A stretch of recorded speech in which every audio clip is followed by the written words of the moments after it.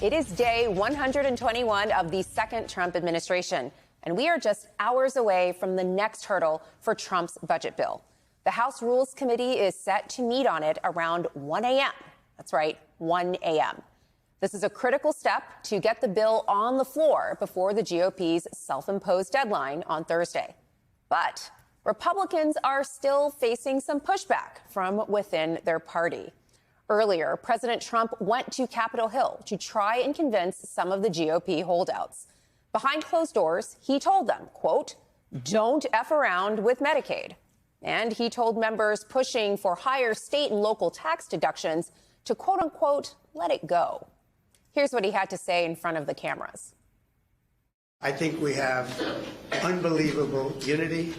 I think we're going to get everything we want. The bill is, I think it's going to be one of the most important. It's the biggest tax reduction in history, biggest regulation reduction in history. Incredible for Medicaid, Medicare. The only thing, we're going to leave it exactly as it was, other than for obviously waste, fraud, and abuse. We're strengthening it. We're going to make these things even stronger. It's incredible for Medicare and Medicaid. Quick fact check. Right now, the bill actually makes cuts to Medicaid. That's how it achieves most of its cost savings. So, in fact, they are, quote unquote, effing around with Medicaid. And the Congressional Budget Office estimates that more than 8 million Americans could lose their health coverage under this plan. Meanwhile, New Jersey Representative LaMonica McIver is gearing up for her day in court tomorrow. The Justice Department has charged the Democratic Congresswoman with 2 counts of assaulting immigration and customs agents outside a Newark detention facility. McIver has denied the allegations and calls the indictment, quote unquote, political intimidation. Here's what she had to say to MSNBC's Jen Psaki earlier this evening. Once again, showed up to do my job, and I don't need to apologize for doing that. That is what the people of New Jersey expect for me to do, the 744,000, almost close to 800,000 people I represent. And why should we apologize about doing our job when ICE and Homeland Security created that environment and that atmosphere? The complaint against McIver was filed by the interim U.S. Attorney for the District of New Jersey, Alina Habba. And if that name sounds familiar to you, viewers, it is because Habba is a Trump loyalist and a former member of the president's legal team. Also breaking tonight, the Justice Department is conducting a criminal investigation into former New York Governor Andrew Cuomo.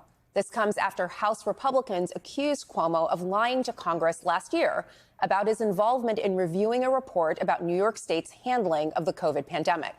Cuomo is now a leading candidate for the New York City mayor's race. With that, let's bring in our leadoff panel. Luke Broadwater, the Pulitzer Prize-winning White House correspondent, is with us. Jeff Mason, the White House correspondent for Reuters, is also here. And Dave Weigel, political reporter for Semafor. Luke, let me start with you. How did this closed-door House GOP meeting with the president go? The president says it's all love, it's all unity. Is it as the president described it, or is there more here? Well, I do think President Trump made a positive impact on these negotiations in terms of Republicans uniting. Obviously, the sort of right wing of the party and the center right wing of the party have been at each other's throats over this legislation. You know, the Freedom Caucus on one side saying they need much deeper cuts, and sort of those moderate New York Republicans who want to see tax laws changed to benefit their residents. You heard afterwards some of the Freedom Caucus members much more open to voting for this thing than they had been beforehand.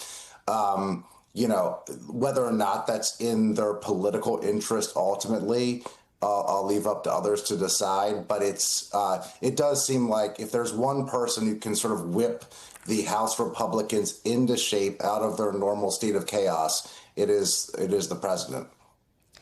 Jeff, Luke just mentioned some of those moderate New York representatives whose constituents are pushing for higher state and local tax deductions. When the president met with them today, he told them to, quote unquote, let it go.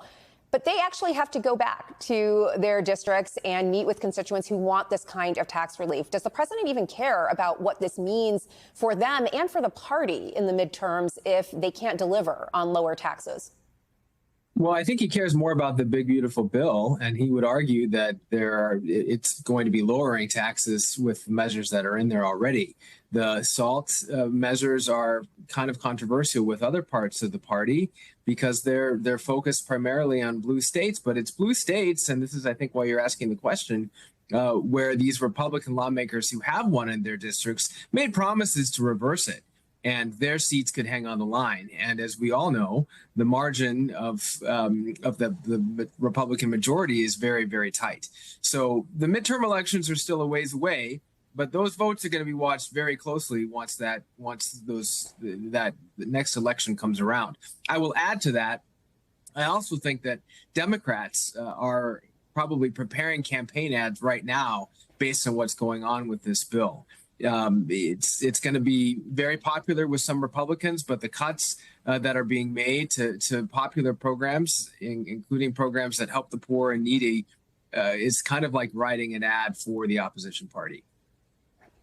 Dave, the president says that Medicaid will not be touched in this big, beautiful bill. But in fact, cuts to Medicaid is actually how they are planning to pay for all of this. So what's behind the president's magical thinking? What is he talking about? How are they actually going to improve Medicaid and Medicare if they're making these cuts? Right. The president said waste, fraud, and abuse. It's not quite that. They learned some lessons, Republicans, from 8 years ago in the effort to repeal Obamacare. They learned don't attack a program frontally and have a big number of people who are going to lose coverage, especially people who vote in every election. They've focused on cuts that would add work requirements, which have not been terribly effective when implemented in states, which would remove some people from the rolls, and punishing states that have state health care plans funded in part by Medicaid that go to non-citizens. And both of those Republicans are very comfortable running against. But the other thing they're doing differently from 2017 is that they tried to repeal Obamacare first, then they moved to tax cuts. And by bundling all this together, Jeff was talking about the confidence of Democrats. Democrats can say and have said that they are cutting Medicaid, or removing people from the system. At the same time, they're cutting taxes for the very wealthy, which politically is a place they like to be. And if you talk to Democrats, they turn every conversation around to that storyline. But the reason Democrats, you saw Don Bacon from Omaha saying this today, Omaha state that just elected, a city that just elected Democratic mayor, it's been moving a bit to the left. He's very confident defending work requirements. So this is the policy part of this. Republicans are much more comfortable talking about than they were even a week ago. Luke, one of the things the Republicans aren't as comfortable talking about is the impact of this bill on the deficit. In fact, Kentucky Congressman Thomas Massie says he is a firm no on the bill because of the deficit. Trump says that Massie doesn't know anything about government and that he should be voted out of office. But Massie may know something, because estimates show that this bill could add more than $3 trillion to the deficit over the next decade. So where are the other deficit hawks in the Republican Party on this issue? And is this going to be the sticking point on this bill?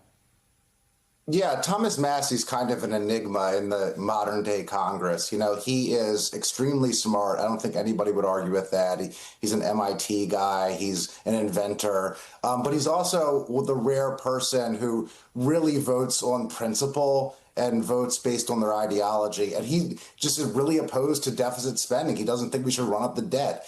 And this bill, based on every independent analysis I've seen that doesn't come from the White House, raises the debt by several trillion dollars. Some say 3, 4, or 5, depending on who you listen to.